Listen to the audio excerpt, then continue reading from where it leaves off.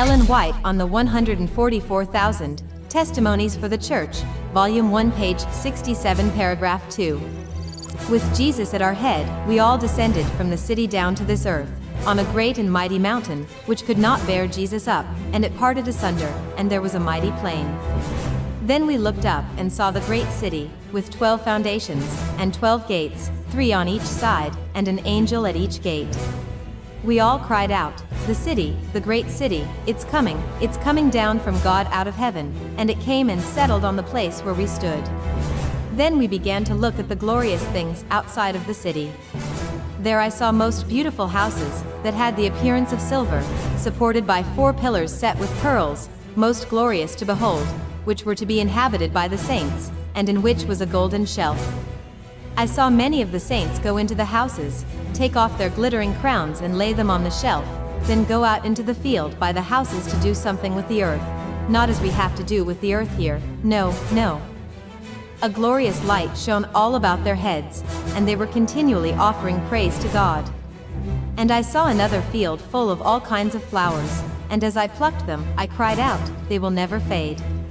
Next I saw a field of tall grass, most glorious to behold. It was living green, and had a reflection of silver and gold, as it waved proudly to the glory of King Jesus. Then we entered a field full of all kinds of beasts, the lion, the lamb, the leopard, and the wolf, all together in perfect union. We passed through the midst of them, and they followed on peaceably after. Then we entered a wood, not like the dark woods we have here, no, but light, and all over glorious. The branches of the trees waved to and fro, and we all cried out, we will dwell safely in the wilderness and sleep in the woods. We passed through the woods, for we were on our way to Mount Zion. As we were traveling along, we met a company who were also gazing at the glories of the place. I noticed red as a border on their garments, their crowns were brilliant, their robes were pure white. As we greeted them, I asked Jesus who they were. He said they were martyrs that had been slain for him. With them was an innumerable company of little ones. They had a hem of red on their garments also. Mount Zion was just before us, and on the mount was a glorious temple, and about it were 7 other mountains, on which grew roses and lilies. And I saw the little ones climb, or, if they chose, use their little wings and fly to the top of the mountains, and pluck the never-fading flowers. There were all kinds of trees around the temple to beautify the place, the box, the pine, the fir, the oil, the myrtle, the pomegranate, and the fig tree bowed down with the weight of its timely figs. These made the place all over glorious.